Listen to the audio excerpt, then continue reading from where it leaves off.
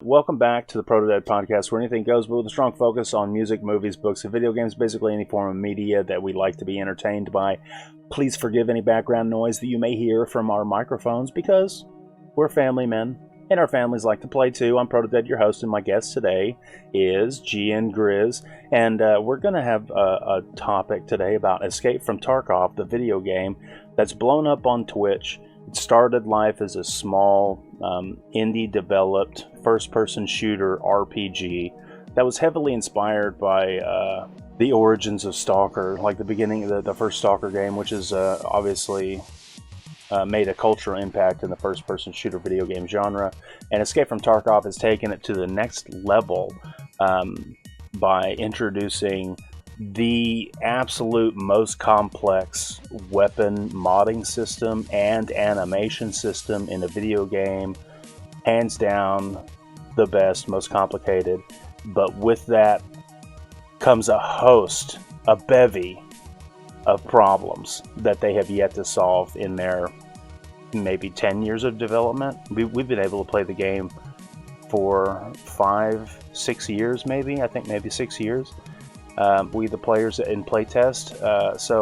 Anywho, we're going to dive into some Escape from Tarkov stuff, and GN Grizz is a big family man. Family is his focus, but when he's not focusing on his lovely family, he likes to try to play some co-op, multiplayer, hardcore. Doesn't necessarily have to be first-person shooter, but he likes to play co-op, hardcore video games, so I respect his opinions, and we want to talk about some Escape from Tarkov. So, Mr. Grizz, thank you very much for joining me on this podcast today. Appreciate your time. And is there anything in particular you'd like to open up with? No, I just wanted to say thanks for having me. I hope you're having a good morning so far. No, and I agree. Tarkov, I've been playing it since I think 2018. You were the one that introduced it to me, and of course, there's people that have been playing it longer that were in the alpha test. So I think 10 years is probably accurate as far as how long the devs have actually been creating the video game. I just don't understand how after 10 years they still can't fix the same issues that have plagued the game since I've been playing it since 2018.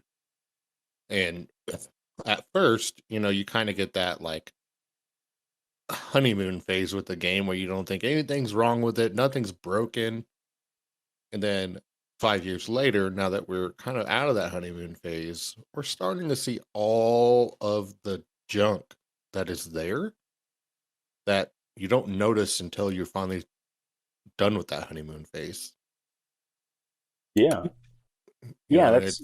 Go ahead. That's brilliant that you say honeymoon, because that's exactly what it's like. It's like when you don't know everything there is to know about a video game or, a piece of media or whatever, you're still in discovery mode and everything's wonderful. And, just like new lovers exploring each other's bodies whenever, it's consensual and appropriate or whatever. It's like the honeymoon phase is like, you're into it. You're mesmerized. And yeah, it's beautiful that you put it that way, because as soon as you get past that, and then you start seeing, the skeletons in the closet or whatever. Yeah, in our case, it's broken audio, or it's stupid video game mechanics where like you can't drop. You can loot. It's a looter shooter, so you loot items, but you can't drop them to your squad mates, even though it's a squad based tactical shooter. You know what I mean? Yeah. And it's funny you mentioned the broken audio. They started out with Steam Audio, which it had its issues. Like a lot of people agreed it had its issues. But moving to this new binaural audio that they've got, and for them to say, "Oh, it works so great," and yet, I'm pretty sure me and you were in a raid the other day, where you were behind me, running up towards me, but it sounded like you were in front of me. Yeah. They call it Oculus, so it's Oculus audio. That's apparently a module or some sort of support built into the Unity engine. And the Unity engine is heralded as being one of the most basic and average and low power video game engines in the contemporary age that's easily accessible. So yeah, they call it Oculus. Binaural. I don't exactly know what binaural means, but I think it has something to do with the concept of using both of your ears and the shapes of your ears to bounce noise off of, or something. But it's supposed to better simulate spatial audio occlusion and shit like that, like the way the audio bounces off of the simulated in-game environment and stuff. But whatever, they had their own created audio engine, and that's what they had, which was brilliant. I mean, brilliant as far as like, if it was like me and you and 16 other people trying to make a video game, and they developed all the technology to make it work, like they Frankensteined a car together, you know what I mean? Yep. But the players were complaining that the sound sucked, and it did suck because you couldn't localize where people were. The biggest problems were like the difference between a person emitting sound in a level above you, like in dorms, factory, 3-level factory area was a big complaint because of stairwells. Like, you could have a person literally in eyesight and they could be moving around and you couldn't hear them because of their broken audio. So then they implemented Steam audio because the player base was like, Steam, we know Steam from Valve, the company Valve, and Steam is a platform that they sell games on. So it's unless I got that totally wrong, it is actually Steam, the company, that created this audio engine module thing. And the reason why BSG couldn't make it work is because Valve and Steam actually wouldn't give them the time of day to help them make it work with their system, according to Nikita. And that's understandable. Yeah. You know, Steam has that option, but I can honestly say when Steam audio was implemented, even if it wasn't 100% optimized, or you could tell, even if you couldn't tell if they were above you, below you, you could at least tell if they were from the left or right.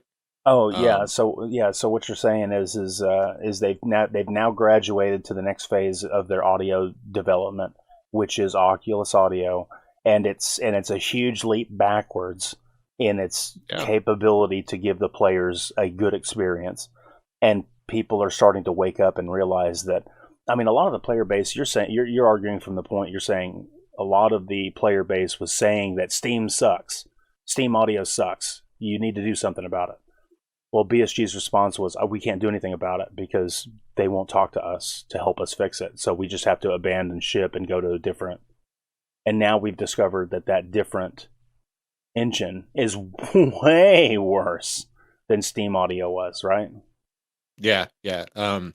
You know, me and you kind of watch Jesse Kazam and Veritas's podcast. Yeah. Probably weekly, we both do. Yeah. And you know, Veritas did a sound test of the new Oculus audio and then posted the video to his YouTube to just see what people's thoughts were on whether if they could tell if it was behind them, in front of them. And he also implemented 3 Steam audio into that with them not knowing. And it's sad that the Steam audio had more percentage of correctness of where that audio came from than the Oculus did. Yeah. Yeah, You know, so it was a quiz to the player base, like anybody it was an open invitation for anybody to participate in the clinical study. Yeah. Yeah. And you're reminding all of us that the majority, his results were basically, no one could tell because it was 50-50 whenever it was Oculus audio playing, whether it was to the left or to the right or front or back. No one could tell which one was which. But then when he snuck the Steam audio clips in from the last wipe, when he recorded these sound bites, they were able to correctly identify whether the sound was coming from left or right, front or back, 90% of the time. Yeah, and that's so. Okay, I get it. It was broken. Steam was broken, but Steam 100% was better than what we've got now. Yeah, yeah. It's when you. Mm-hmm. like for me, I have a 7.1 surround sound headset. This is the only game that I can't tell where the footsteps are coming from anymore. The only game. And when you're playing a shooter like Tarkov or Call of Duty, whatever shooter you're playing, you rely on footsteps because it helps you pinpoint where those people are coming from. But when the footsteps sound like they're in front of you and then you're getting shot in the back, how are you supposed to know where you're at? Yeah. Yeah, it's piss poor. It's pretty awful. I'm sure they've got people working on it. Certainly this isn't a quiet issue where only a few people are chirping about their displeasure about the state of the audio. I'll bet you BSG is really probably working hard to try to fix it. The other question, and we'll see what it's like when they push a patch or whatever and fix it. But here's the real question: how come they released the patch in the state that it was with the audio like it was? Man, my 100% thoughts on this is there's so many new games coming out in the looter shooter extraction type genre. Yeah. I know Call of Duty is what it is. It's a huge company. They make millions of dollars a year. But they came out with their free to play somewhat looter shooter extraction that's in beta like Tarkov. But what's sad about it is they've pushed content already. The game came out in November. Mm-hmm. And they've already added content to the DMZ mode. Yeah. So for me, it's like, okay, well, if they're anything like Tarkov, if they just continue to implement stuff, because a lot of the player base are asking for stashes, for keys, and stuff like that. They're maybe not to the extent of Tarkov, because Tarkov is in its own genre when it comes to the realism. But if Call of Duty and all these other companies start making a more casual, friendly version of Tarkov, like Marauders, like the Cycle Frontier, Mm-hmm. that player base isn't going to be on Tarkov anymore. They're going to go, those casual players are going to go play the games where they can have fun, not deal with a crap ton of bugs. Yeah. And enjoy it. Me and you kind of stopped last wipe. We picked it back up this wipe. We're already talking about we're not going to play this game for the entire wipe. Yeah. And that's not how it used to be for us. It used to be we'd play from the time it started to the time it ended every wipe. Yeah. Yep. And it's a lot of it deals with the bugs that are continually in the game that were in the wipes 12 wipes ago. Yep. Yeah. Mm-hmm. Okay. I get it. They're pushing content because that's what the players want, but the players are also asking you to fix your game. And at some point, fixing your game needs to be the priority versus the content. Because if they were to fix the game, the guys like me and you've been playing since 2018 or 2017, those players are going to want to come back and play again because the game's going to be fun again. And then they'll be excited for the new content because the bugs are gone. There's new content. Yeah. But when the bugs aren't fixed, the new content is eh. Yeah. So when you say content, what do you mean by that? Like the new maps, the new guns, like they brought the AUG out this wipe, and that was nice. They gave everyone the AUG as the Christmas gift. Fantastic. Yeah. Streets of Tarkov came out. It's a whole new map to learn and understand. The Lighthouse Keeper or Light Keeper, whatever his name is called. Yeah. No one's figured out yet how to actually get to him the correct way. Yeah. There's been ways people found to get to him because of a bug that they fixed. And that's another thing. So they have a bug that lets you get to the Light Keeper. Yeah. Someone posted on YouTube that, this is how you get to him, and they automatically fix it. Yeah, they figured out a way to patch it out. But yet, they can't fix a memory leak that's been plaguing them since the wipe started. Yeah, obviously different sort of problem. Not going to defend BSG on that because they should be Johnny on the spot with any sort of improvement that needs to happen or whatever. I mean, it's their video game; they should know the code in and out. Not going to defend them at all, but obviously it's a different problem. I mean, if you've got a leaky pipe, you can't get the electricians to come into your house and fix your leaky pipe. You got to call the plumber. So, maybe BSG's in this case, maybe BSG's plumber is, out of town, it's on vacation. I guess my issue there is like, is it going to hurt your player base to let them get to the Lightkeeper the cheeky breaky way for a little bit while you actually fix the game so people can actually enjoy playing it and then fix the Lightkeeper? Yeah. When we first started this wipe, 35 frames on streets. Yeah, or almost any map. For me, or you what do you got, like a 3080? 3080 Ti. 3080 Ti. But you did point out that the game is CPU intensive, like it's very CPU reliant, right? Yeah, but and that's something that I keep forgetting about when people talk about them having a 3090 or they have a 40, the new 4090s or whatever the fuck it is. That's something I keep forgetting about, is that it has a lot to do with your CPU too, and maybe people need to upgrade their CPUs to get the game running right. But I think your point you're trying to make is, last wipe we were playing the game, it looked great, it ran smooth like butter, we were getting 110 frames, 120 frames a second.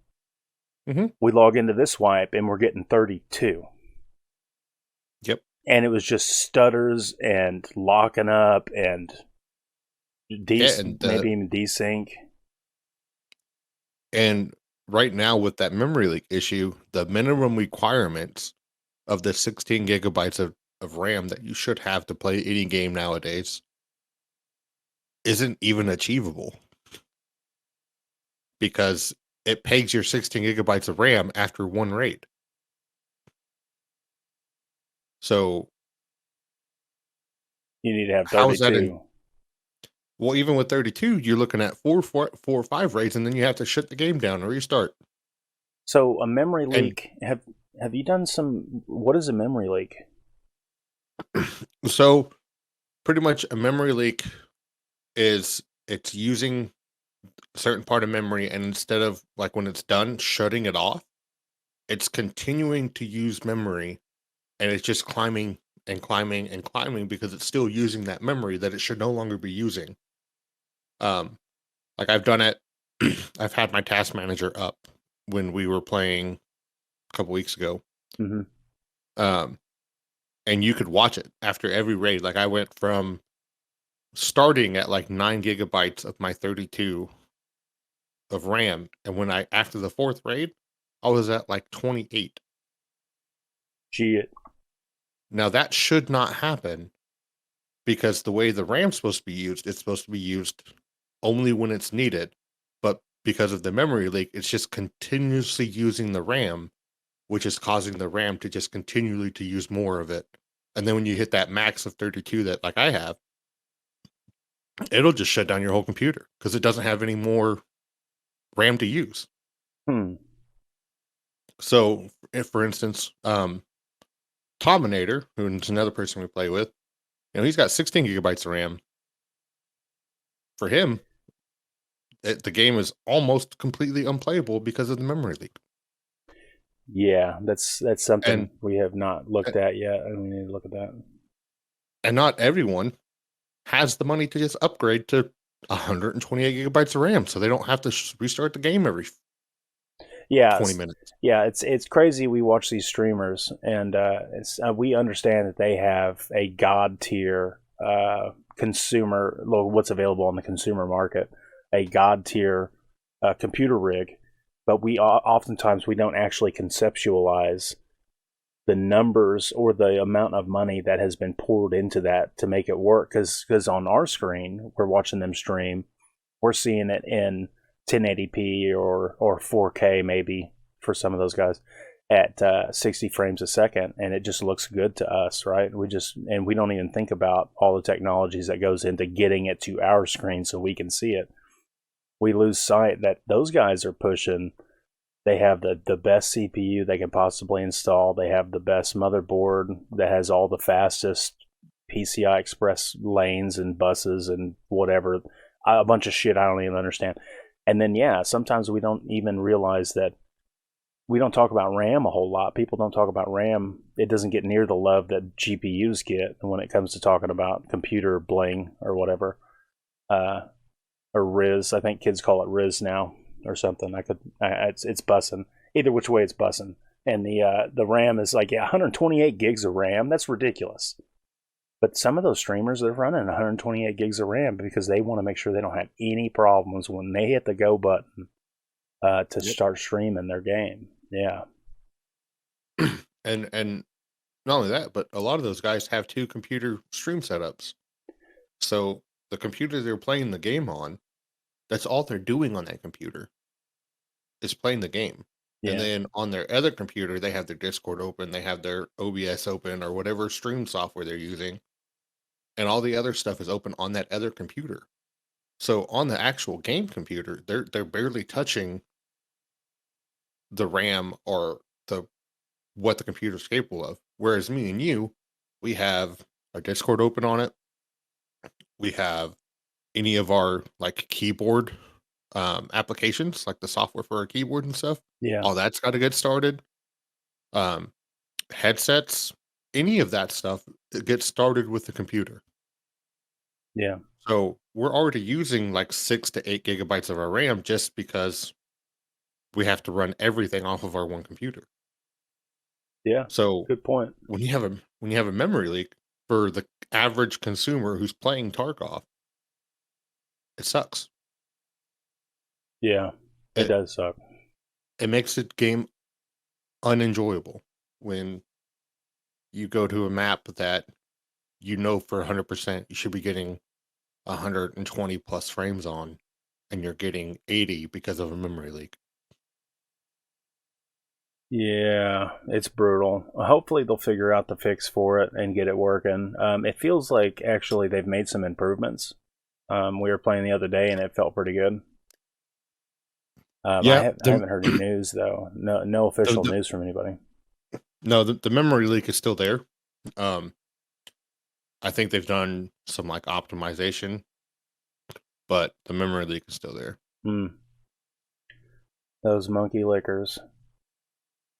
Yeah, Battlestate Games needs to get their ass in gear, and yeah, like your argument is, they need to stop focusing on guns and maps, and they need to start focusing on fixing the core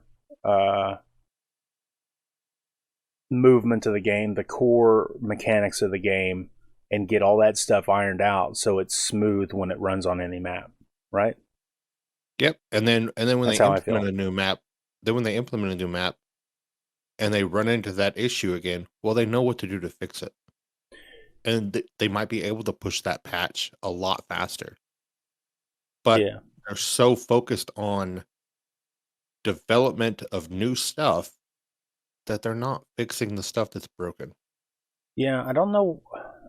While I do agree with you, I'm trying to figure out what else is actually broken. So some of the things, golly, man, if Nikita, in all his wisdom, he talked about building the video game is a lot like building the house. You got to have the framework up before you can put the roof on, for the walls. You gotta have the plumbing in place before you put the toilet in. You can't sleep in it until you get the walls completely put up and the windows installed and stuff like that. He says it's like, maybe I'm inflating his words a little bit, but he said it's a lot like you got to have appropriate planning. You got to know that something needs to happen. I mean, at the end, the end of the game is that you have the carpet down or the hardwood floors down, and you have the chandelier up, and you know what I mean. But you can't worry about any of those things until you get the subfloor in, or the the ceiling joists or whatever they're called. You know what I mean? Yep. So, and yet he's still trying to put the roof on it before his foundation's completed. yeah, I see your point. Like, I totally agree with you. We all wanted streets, right? I mean, the player base, they continue to want more. They're thirsty for more Tarkov. They want more to play. They want more to experience. And it's been like this since the beginning because it didn't matter. That you have a whole group of people that are afraid of the new changes coming because it's going to ruin the game. It's going to slow down the game or whatever. And then you have the whole other half, maybe not half, but the whole other group of player base that are saying they're excited for the new things that are coming down the pipeline. For instance, medical animations. Did you play the game before there were medical animations? Like, I did. You did. So do you remember us smacking a key and healing was instant? Mm-hmm. And there. Well, I take that back. I think just before healing animations, there was actually like a time bar. There was like you had to let the time bar fill up on the screen, and then your healing was complete. But I think before that, when I first started playing, the healing was instantaneous. So the meta is you just put healing items in all of your hotkeys, and when you got into a fight, you just reached up and smacked the keys like with all of your fingers, and you would just heal up until all your heals were gone as you were fighting. It was really stupid. So you had a whole group of people that were like, healing animations, you mean you're going to have to stop, go through an animation, maybe it takes 17 seconds or something like that, that's going to totally ruin the game. Well, here we are, 3 years later. It didn't ruin the game. It's just a little bit different. It's slower, and it's more tactical, and it's probably for the better. Yep. Yeah. Because it gives that person who's not healing, like on the other side of that firefight, the opportunity to make the decision to either heal himself, or push and maybe get the kill, or reload, or run away, or whatever. Yeah, I mean So I think Nikita and Team BSG's, I think their idea is that there needs to be more things that need to happen in a given firefight or in a given moment while you're in raid. There needs to be more things that need to happen than you actually have time to deal with. So you're in a constant state of panic and confusion. I can see that. Simulating what it's like to actually be in a combat environment. Yeah. And I think they're doing a pretty good job of that. Some people are like, oh, there's not enough time to do everything. Well, there's not supposed to be, Well, I can't carry everything out of a raid. Well, you're not supposed to be able to. You got to make these hard choices. It's about, I think they're really onto something really, really beautiful, but it seems like on a lot of aspects, and we need to figure out what those aspects are, but on a lot of aspects they fall just short of greatness. They come so close and then they mess up, or they don't just don't go that extra step.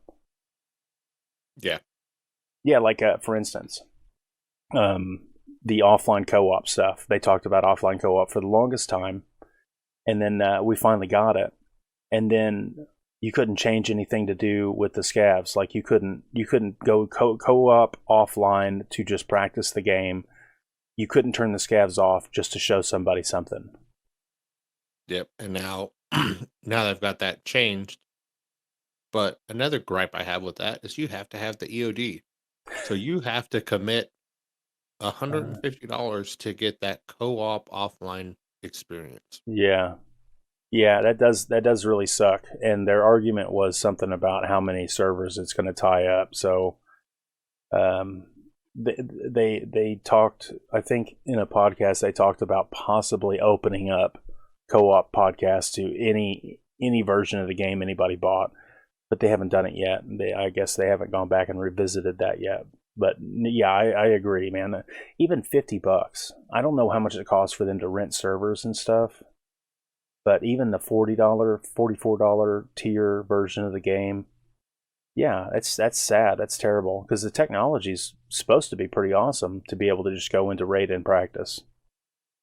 Yeah, because it's how I've learned a couple of maps without going in and just dying instantly. You go in, you learn the map, and then you can go in and you kind of have a general idea where you're going. But I understand that's their choice to only make it for UOD. Yeah. But we have other friends that didn't want to put in the $150 to get the OD package, so they have the lower tier, but they can't go run co-op offline with us. Right, and sometimes it can be a lot of fun because then you can turn the scav spawns up and turn their intelligence down. Which, I mean, they need to be dumber anyway. To be brutally honest, they're too good on the average. But yeah, they can't go in there and experience what it's like to go in there decked out with your best gear, and you don't have to worry about losing any of it, and just go in there and just mow down all these bots, and how much fun that can actually be. Yeah. And going back to your comment on the scabs needing to be turned down. Yeah. 100%. I feel like at the very beginning of this wipe, scabs were stupid accurate.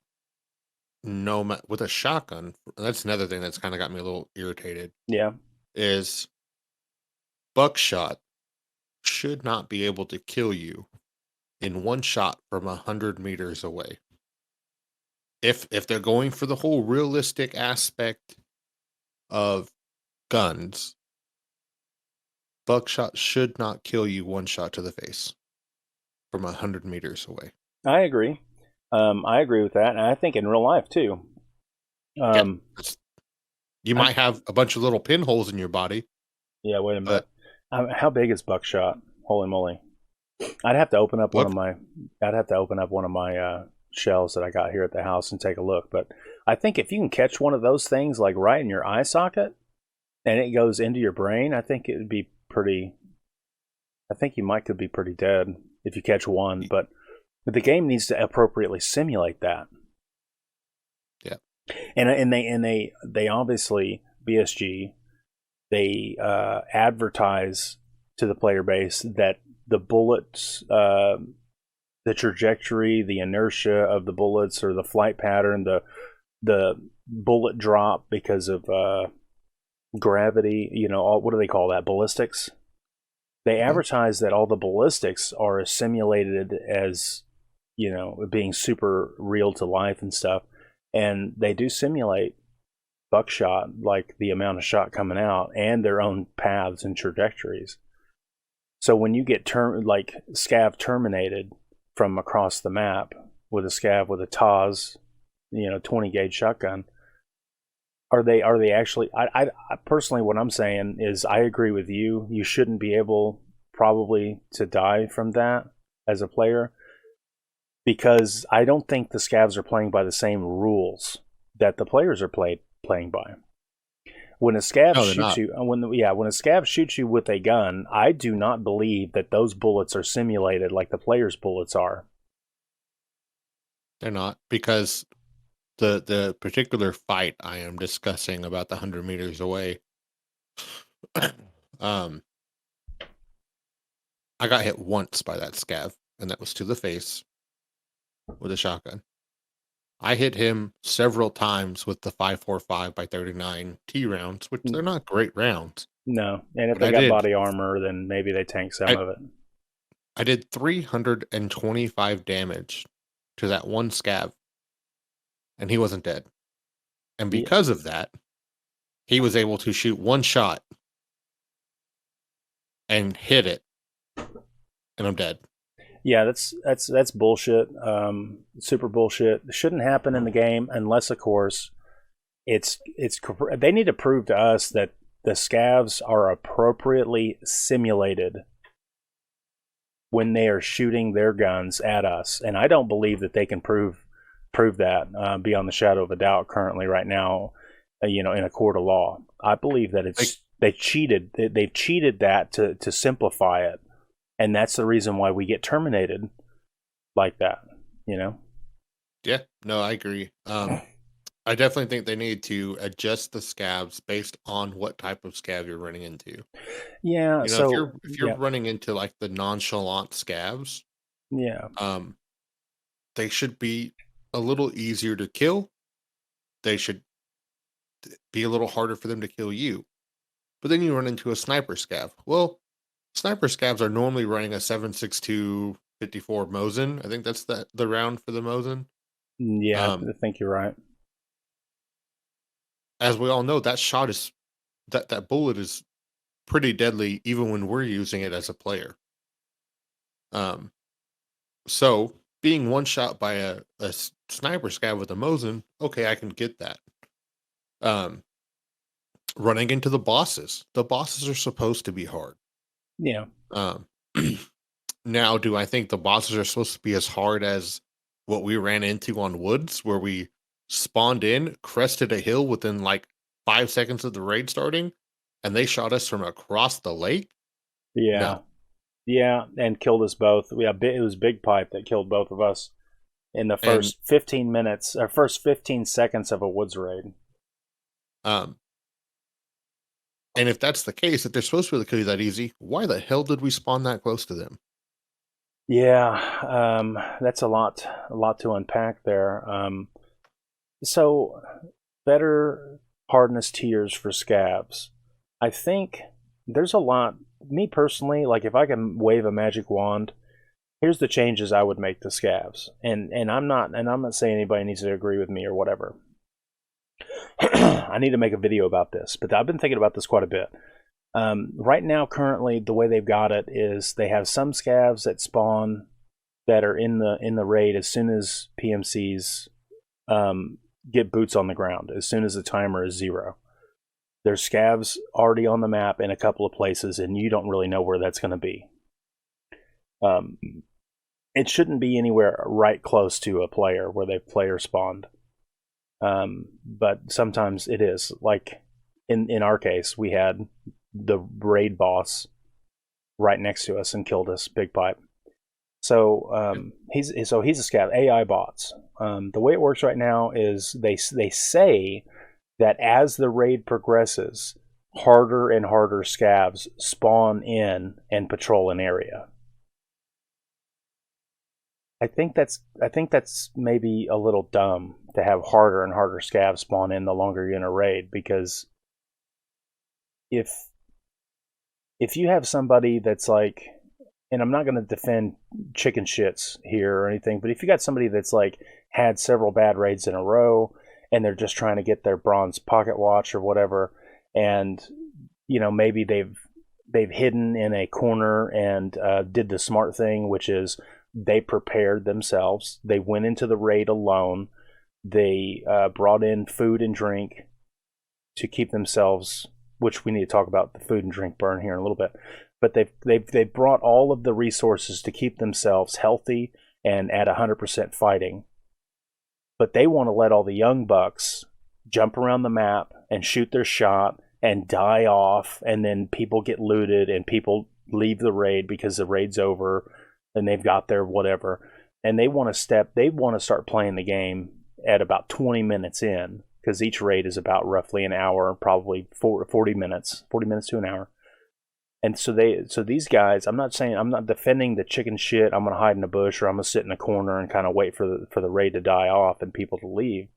But if those people are down and out, they've had a hard time surviving raids, they're mentally fatigued from the negative reinforcement from losing over and over and over again, and they just want to get some of that sweet dopamine from turning in a quest that's been hard to complete, I don't think they should walk into the construction area at 10 minutes left of the raid and then get one shot terminated by a scav that just spawned in 5 minutes prior that was the level 3 just beneath raid boss, like health and accuracy and deadly killing status. You know what I'm saying?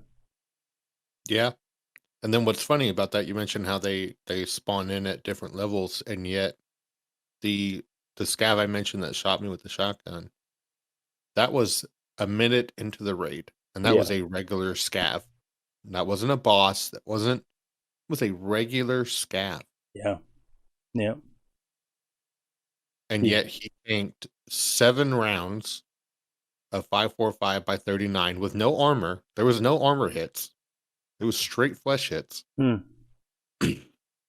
And the one shot he shoots kills me. How is that? That's not good gameplay. It's not fair. It doesn't make you feel good. It's not hardcore because you lost the game. That doesn't make the game hardcore. It doesn't make the game difficult. It makes the game stupid.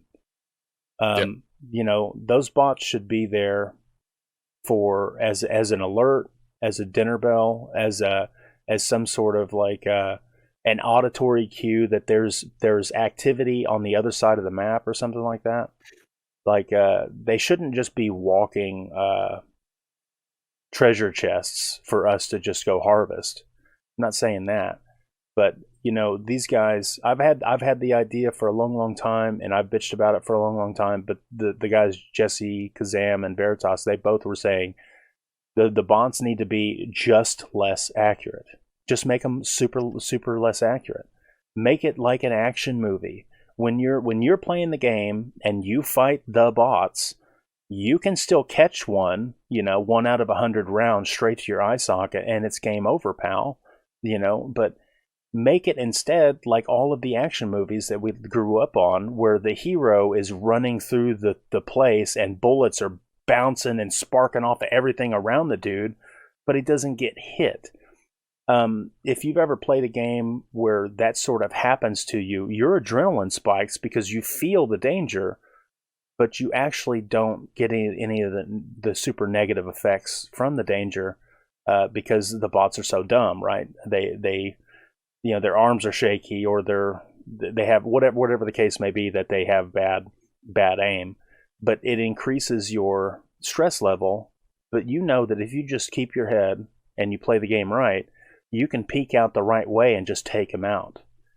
But now that you've done that, any other players in the area have heard all these bullets go off, and now they say, like for instance, if that scenario happened by the Bronze Pocket Watch, the other players at dorms or the players that are over closer to Old Gas or something, they can immediately say, if I want PvP, there's somebody over there right now. I better hustle. So that's the way it plays. That's the way it should play out. And just like in classic good zombie movies, the danger is not zombies that move fast and come and get you. The danger is the ever-present, not tiring, slow-moving, numerous threats that are coming your way, and they just will not stop. Like, that should be the AI bots. There should just be too fucking many of them. You can't take them all out.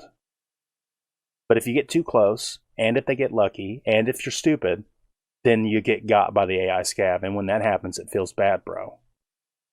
Yeah. I agree. That's how I feel. So you mentioned the food and drink. What we wanted to talk about there? Shit. What exactly? The food and drink. Let's see. The versus the simulated passing of time in the game, because you know the time is advanced, it moves really fast. The energy loss and the hydration burn is too fast in Tarkov. A 50-minute raid is in effect a 3.5 hour or so in real life time. That's what it's supposed to be. So like 50 minutes of in-game time, you're playing the game. What passes in Tarkov is closer to 4 hours. So whenever I play a raid and I'm not drinking and not eating food and running around shooting scavs and getting shot by scavs and maybe some players or whatever, and you loot some stuff, and then the raid timer is counting down, it's the last couple of minutes of the raid, and you're approaching the end. You've played the game for 45 minutes or so. You're dying now. Like your energy reaches zero, your hydration reaches zero, and within a handful of seconds you're going to die in the game just because of calorie loss and dehydration.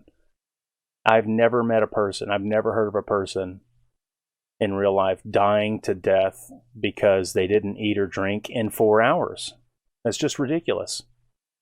I can agree with that. I can also, again, it goes back to their mantra that they want a realistic game. Yeah. Well, that's not realistic. No, that's not Just realistic. like eating an MRE. So an MRE is like 6,000 calories of food. It's ridiculous the amount of calories that are in an MRE. And yet you eat an MRE in game, and like you said, 40 minutes into the raid, that whole MRE energy is gone. Yeah. But yet it was 6,000 calories, and most military personnel eat an MRE for the whole day. Is that right? Yeah. I have a buddy who's in the military, and when he was deployed, he would eat on his MRE all day long. So you'd eat some of Now, it, fold it up, put it in the pocket, and eat it again later? because it's got snacks, and it's got the actual entree, it's got a drink, there's supposed to be all, like, in the MRE, there's all kinds of stuff. Yeah, I've eaten MREs before, and yeah, it is a lot of food, but there's different sizes of MREs too. Well, they don't give that in Tarkov. They just have an MRE. Yeah, you're right. Yeah, you're not wrong. So if we could wave a magic wand and change it to make, so if we were going for realistic, quote unquote realistic, how would the hydration and energy loss system actually work? I think because I don't know if we can make it 100% realistic, but what I do think is I don't think it should take half of a raid to completely lose your hydration and energy. Yeah. So maybe 2 raids. Maybe 3. Make it last 2 or 3 raids. That's it. Yeah. Because right now, the only way to go get food and stuff like that is to go to interchange and go to what is that one called, the red grocery store, Goshen, and just farm food. Yeah. Because this swipe, it's been specifically harder to find food. Yeah. I think I would say that I would stretch the hydration and energy burn that your PMC or your character faces. I would stretch that into like probably 3 raids time, or like multiply or decrease the amount of burn by 3 to 4 times. And I know that sounds like a lot, but basically it's like one of those things where you'll play the game, hey, it's all good, you play the game again, hey, you won, you died, whatever, you play the game again, and then maybe you're actually in the danger zone. You know what I mean? You don't it's like the thing you don't think of. Instead of you having to think and consider energy and dehydration twice in a raid, instead you think about it once every 3 raids, and then you can lose track, and then you can have a crisis instead of it being a crisis every 20 minutes. That's what I'm saying. Also, make food and water harder to find in game, actually, like in raid. Yeah. So it's like you don't come across it so often, because right now you would think that in a crisis zone, realistically, a lot of that stuff would get found and it would get eaten up. So it would be harder to find food and potable water and viable food that you can eat. Because, I mean, bullets get expended, but the machinery only breaks down as it's used or as it rusts or whatever. The food, we as mammals constantly need water and food, like all the time, right? So in a quarantine zone, that stuff would disappear quite fast. So it should be rather scarce. Yep. Which would increase the value of it, which would probably actually justify the costs of bottles of water and food outside of raid currently today. Because when you go to therapists and you try to buy some food, I don't know what the exchange rate, to put it in context. Let me just. A bottle of water is like 12,000 rubles.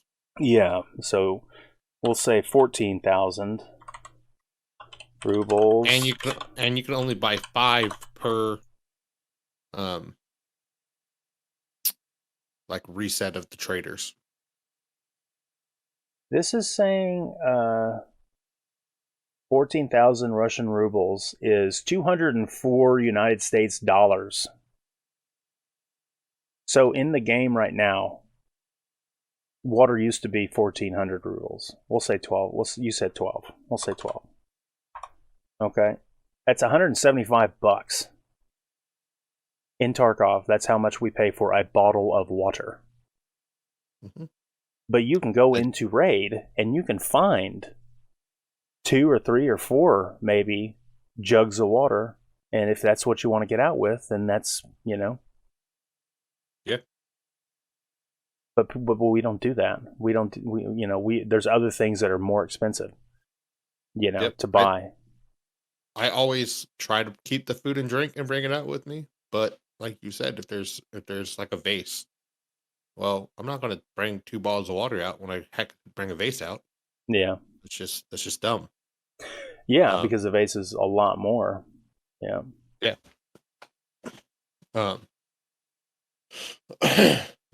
But it does. I could definitely see where that could be changed, and that could even make it a little better. I think so. Because you're also spending all that money on a bottle of water that doesn't even give you full hydration. Yeah, it's true. Yeah, it only gives you 60 out of 100. And then it's I don't know, and then like the only food available at traders level 1. So when you first start the game, is crackers. Yeah. And you're only allowed to buy 3 per reset of trader. Well, crackers only give you like 15 energy. So if you don't find any food in raid, you're just kind of screwed. Yeah, I agree. And you run out of money quick that way. So, and I know that BSG probably is trying to put the squeeze on players, specifically, as money burns and money sinks. But some people are like, man, it's easy to make money in Tarkov. All you got to do is like, I can't hatchet run or I can't pistol run the game for the first 20 hours of playing the game to build up a whole bunch of money. I can only play the game 3 hours a week or something like that. And I'm not saying anybody needs to change the game to make it easier for people that don't put a lot of time into it. All I'm saying is just make it make sense. Yeah.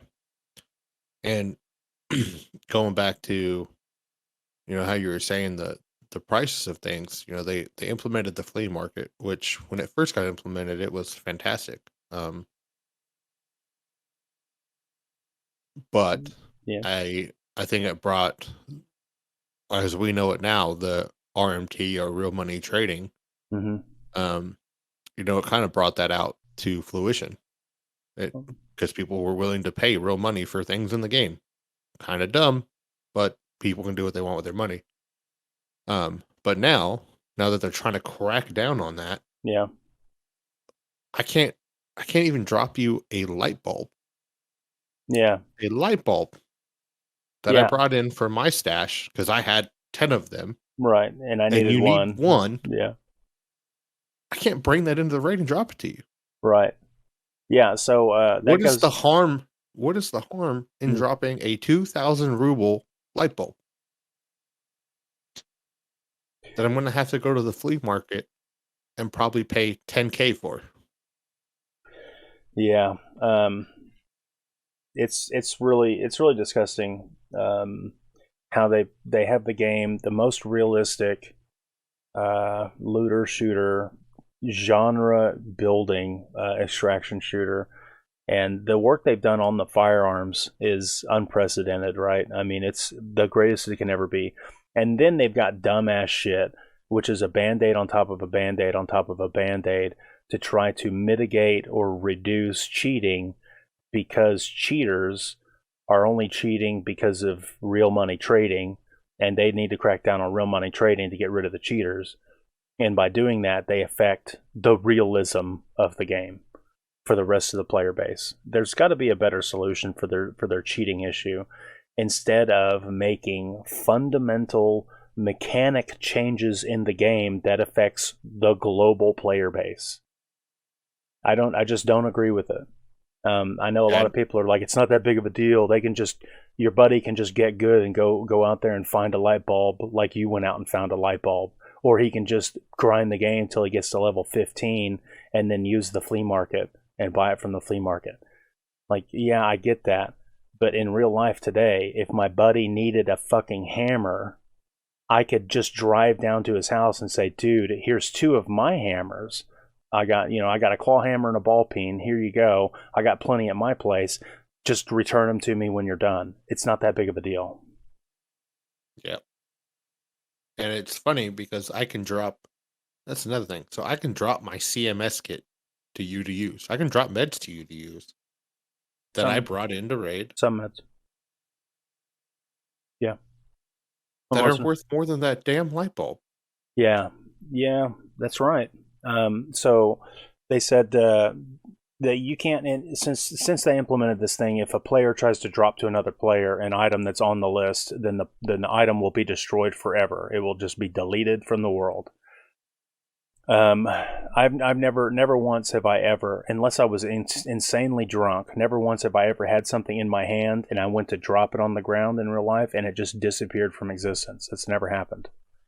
Unless it was my car keys, or my wallet. But hey, so it says all barter items. So anything that can be bartered with the traders, you can't, except for a few things. Keys and key cards. So not a key. If you've got one of the early quests where you got to go to room 206 for the water quest for the therapist, get fucked, dude. You either need to get a buddy that already has it and he keeps it in his gamma and he unlocks the door for you, or you need to go out there and grind and find it, buddy. You can't. Like, it's just a cheap early quest key. It's nothing. Yep. I got lucky with the director's office key and I found it in a coat.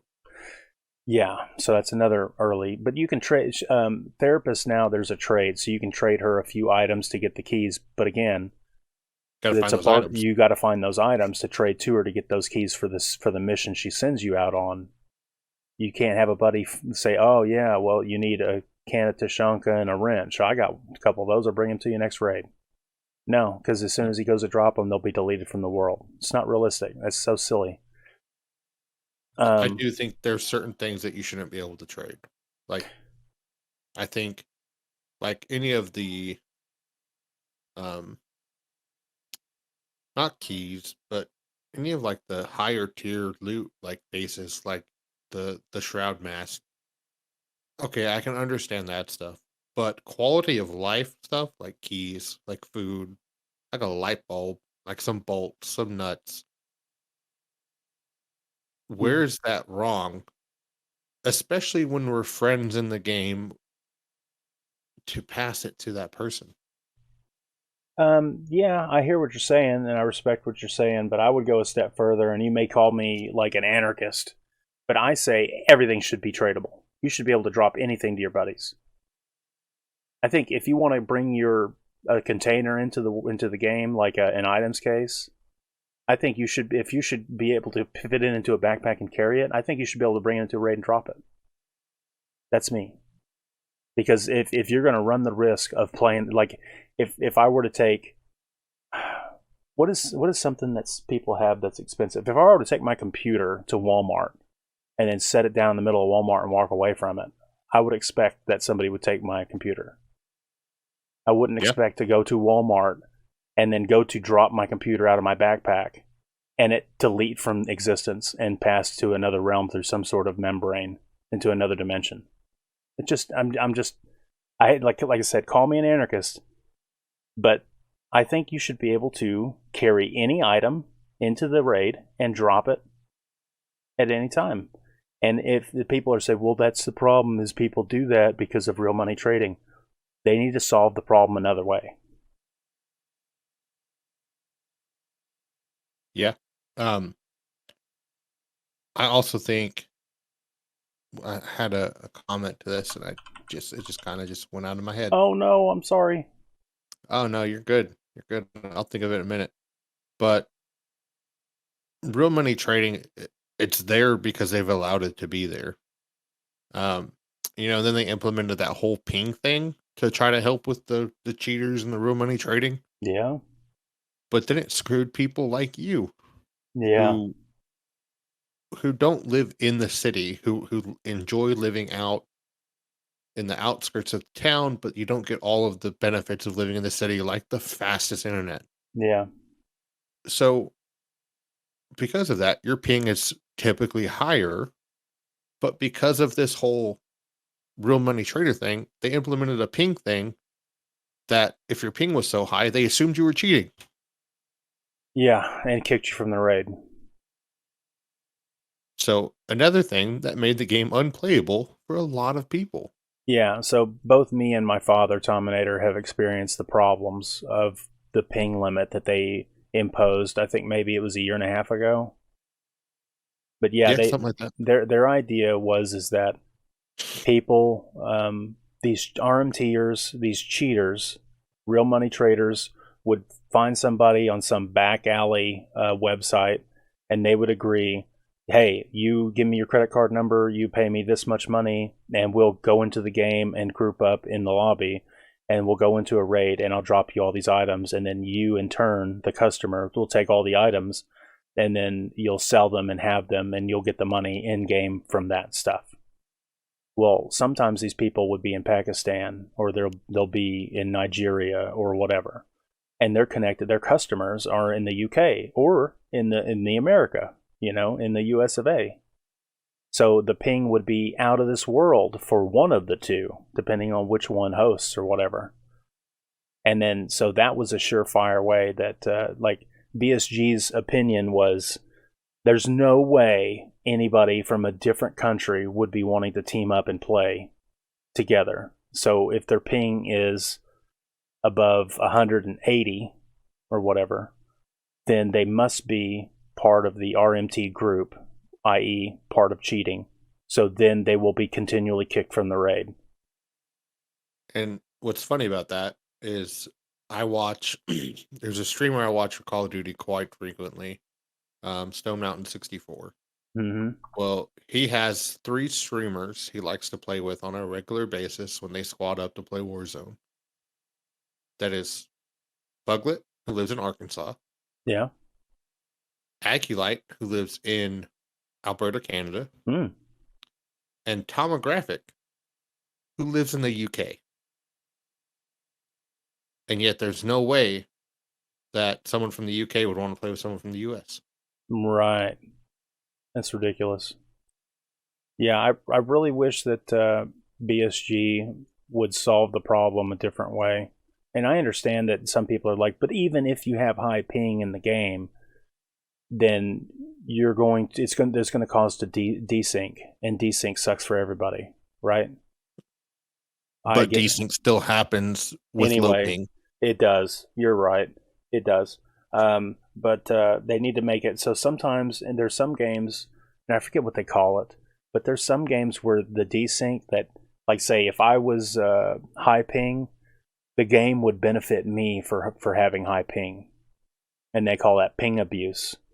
Well, there's other games that have solved the problem by making it where the person with high ping, it does not benefit the person with high ping. It benefits everybody else that has low ping. And I think it's because, like, it makes the game server, it sticks your player model to the ground when your ping sucks and it doesn't keep up. So it makes you a target that can be shot and killed.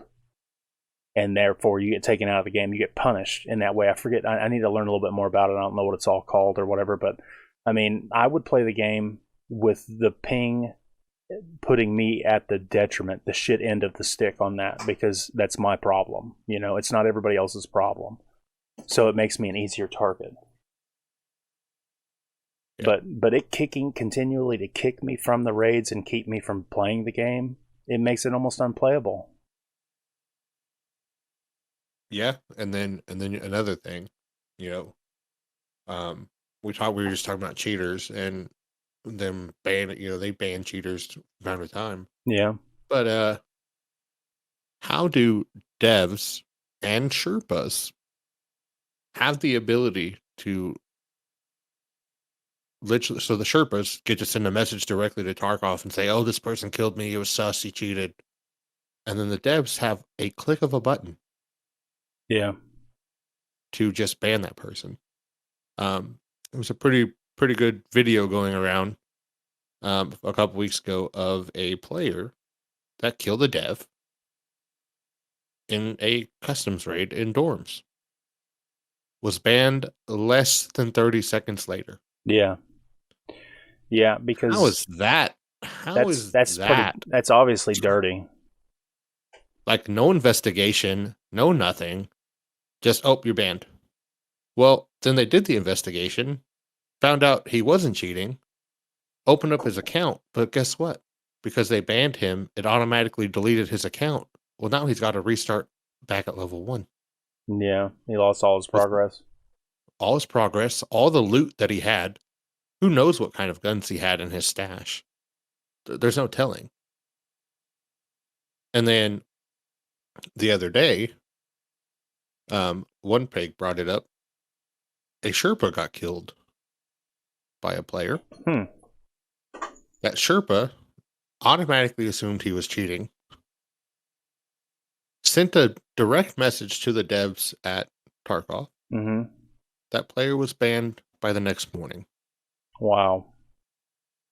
That player got unbanned, but yet again, his account was deleted.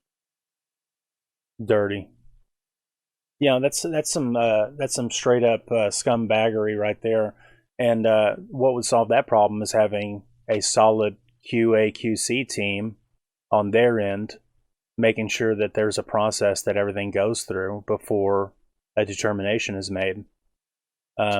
You can't rely on any one person's emotional response to a situation, because people are flawed. They see reality through biased lenses. No matter how much we try to rid ourselves of that, we can't change our world experience. You know what I mean? Like our experience of everything up till that point. And people get emotional, and people don't see reality. And like a proof of this is any optical illusion where it tricks the brain. You know, is the dress blue or is it gold and black? You know what I mean? Like there's things in life that look to some people exactly one way, but to other people it will actually be completely different. So you can't rely on any one person to say that dude was cheating. There's been too many instances where Veritas or another content creator immediately was like, that dude was cheating, there's no way he could have done that, and then he gets contacted by the person on the other end that killed him, and then Veritas or whoever says, did you record your end? I want to see it. And then they post it to YouTube or something, they look at it, and it's completely different footage because the game is broke, because desync is out of this world, you know. Yep. They call cheater. People like to call cheater before they actually have any real evidence to determine whether it's cheating, based on their emotional response. And that needs to be eradicated. In a scientific method, you can't have your emotion helping field your determination. Yeah, and maybe if someone does send in, maybe a Sherpa sends in that message, maybe instead of like hard banning them and deleting their account, do like Call of Duty does. Call of Duty will do like a shadow ban for like 2 weeks and actually investigate the allegations Yeah. and determine if the guy was cheating. Huh. If he wasn't, guess what they do? They just don't do anything. They don't do anything. And guess what? He's got all of his progress still. Right. Shadow because they banning. didn't just delete his account. They shadow banned him. Now, that's not always great either, because there's been streamers that have been shadow banned just because someone reported them for cheating. Mm-hmm. But is that better than getting banned and having all of the progress you've made completely gone? I think Right. so. Yep. Yep. Yep. Well, I think Nikita and the devs need to really work on what they're trying to achieve here. yeah, I think they do need to refocus. I think they need to take a deep breath, and they need to look down at the forecast for the next 6 months, and they need to figure out what it is they really need to work on to get all of the mechanics in place and functioning, quote unquote, realistic as playable before they really start thinking about final maps and releasing to 1.0, like the final real debut of the game. And maybe grow up just a little. And maybe grow up. What do you mean by that? So during this whole like Twitch New Year's thing they had going, Yeah. they were banned on Twitch. Oh, BSG was banned on Twitch. tell me about that. Well, they were drinking on stream, Yeah. which it's not something you should really do because you don't know what the audience that you're reaching is if they're interested in that or not. Yeah. But then pointing again, it was a play gun, whatever. But pointing a gun at another human being on stream, Yeah. how does that come off as a professional company? Yeah. I get you want to have fun. You guys are friends. You guys have been friends for years. You guys have created a game together. But you've created a company that a lot of people like to go to and play a video game. Yeah. At a certain point, you have to keep that stuff in the background, off camera, because now you are considered a professional, but you're not acting like one. Yeah. So they were taking it as being extremely casual, like they were feeling on stream that they were just in their buddy's garage in an isolated little bubble, and they were just kind of doing whatever they want. Yeah, and I don't mind doing that. Like do it. Yeah, But don't do it where everyone can see you. Yeah, I do agree with that. On Twitch, they have their, what do they call that? Terms of service, or no, they call it something different. Yeah, I don't know the name, but community I know exactly what you're talking about. Community guidelines. So they have their community guidelines, and you've got to read the rules, and you got to play by their rules, because hey, Twitch, YouTube, even TikTok or whatever, if you break the rules, they say they'll get rid of you, they'll delete your video, they'll kick you off the platform or whatever, and you got to play by their rules. But on the flip side of that, I think a lot of those rules are coming from. I think a lot of those rules are bullshit. It's censorship, and I think it sucks because it's happened to me before, and I thought it wasn't that big of a deal. But YouTube almost deleted my channel because of an opinion about a couple of topics I don't even want to bring up. And to me, I think it's a few weak-minded people. They can't just accept that other people have different ways of looking at the world, or different ways. Like those guys at BSG were pointing guns at each other, right? Mm-hmm. They were airsoft guns, but people watching can't tell. If you don't know the group, you probably couldn't look at them and be like, "Oh, they're airsoft guns." Those people probably thought they were real guns. So there's a lot of people that get really upset about that. So, I think what the point I'm trying to make here is, maybe stop with the shenanigans, and focus on getting your game done. Yeah, I agree with that. And sometimes us, the players, we like to be able to just see the dude bros and just see them as regular guys and regular humans in their off time, because I don't think they were doing that while they were on the clock. I think that stream was. Do you think they were taking our hard-earned money and doing that stream on when they were supposed to be on the clock developing the game, or do you think they were doing that after hours? I don't know, because they went live the same time every day, for that Twitch event. So I'm sure I'm sure it was probably taking the money that we've used to do it, Yeah. because they were also promoting the game on Twitch pretty heavily for that 10 days or 12 days, whatever it was. Yeah. Um, but I think as a consumer, a lot of people see that and they're like, well, if you're doing this on live camera, what are you doing when you're supposed to be building the game? Yeah, man. Yeah, I totally agree with that because I've had the same feels. I've said it. I've screamed it to the mountaintops. Like, what the hell are they doing over there? Like, I've spent a lot of money on their game. I've spent a lot of time. I've talked to a lot of people about how great the game is, and I've convinced a lot of people to put their money into the game. And then we'd see them continually miss the mark and underperform, and they don't deliver. They push updates back further and further and further. And then it's like, I don't know what they actually do over there, but there comes a point where you're like, what are they actually? Are they just fucking off over there like all day? Are they just partying and fucking off all day? Yeah, I agree. Yeah, holy moly.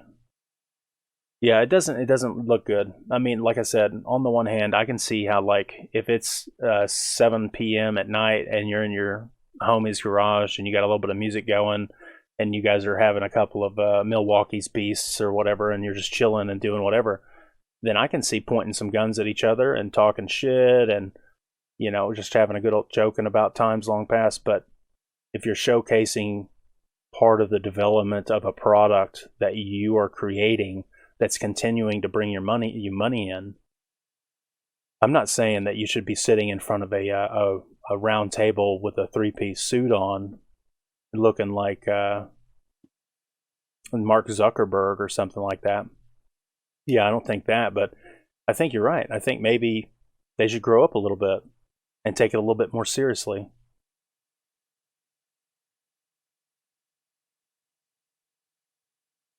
Yeah, I agree. So, good point, Grizz. I appreciate you bringing that up. Yeah, no, that's just something I've seen, and yeah, again, me and you have talked about it, and it does kind of seem like maybe they are partying more than they're working, and that's fine. Yeah, but then now you're missing the mark continually on a game that some people have invested a decent chunk, because okay, $150 isn't much, but in the scheme of things, $150 to someone who lives paycheck to paycheck, that's $150 that they could have put somewhere else. That's a lot. Yeah, and some of these streamers, well, I was about to make a point. Some of these streamers have bought multiple accounts, but they make their living. They stream the game every day. They make their living off the game, so it doesn't matter how many accounts they buy. Yep. That's how they make their living. I need to make an argument from the point of view of a person that doesn't make their living off of playing the game for other people. Yep. Cool. All right. Well, I mean, is it time to wrap it up? Feels pretty good to you? Yeah, feels pretty good to me, man. Thanks for having me. Do appreciate it. Yeah. I'm sure we'll play some Tarkov in the next couple of days. If not, we'll probably play something else. Yeah. Maybe take a big break from Tarkov, even though it's the beginning of the wipe and Streets came out. Yay. Yeah, isn't that funny how we're 3 weeks into the wipe, I think? Yeah, and just almost don't even give a shit.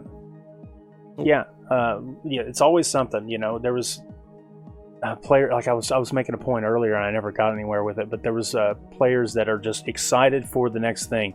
Oh man, as soon as they release this batch of guns, then everything's going to be different.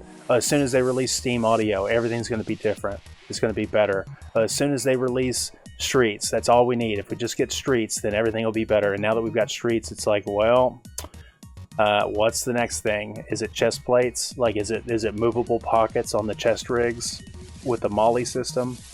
You know, what is it? Is it better scavs, better bots? What's the next thing they're going to advertise to us? That's VoIP. VoIP was another one, man. As soon as we get VoIP, man, it's going to be a game changer with VoIP, and then we got VoIP, and it's like, what's the next thing?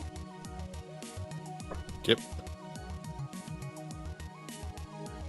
All right, well, Grizz, appreciate you having the time, taking the time to play do the podcast with me. Thank you very, very much. Again, my name is Protodead. I'm the host. If you like this sort of video, then give me a thumbs up. If you dislike this sort of podcast, then give me a big fat dislike. Subscribe for future content. Share my video here with a buddy. It helps me out a whole lot to grow my channel and expand my reach. And any interaction you can give with me in the comments down below, I'd answer any questions. I answer every comment that I get. Appreciate any engagement. And until the next time, catch on the flip-flop.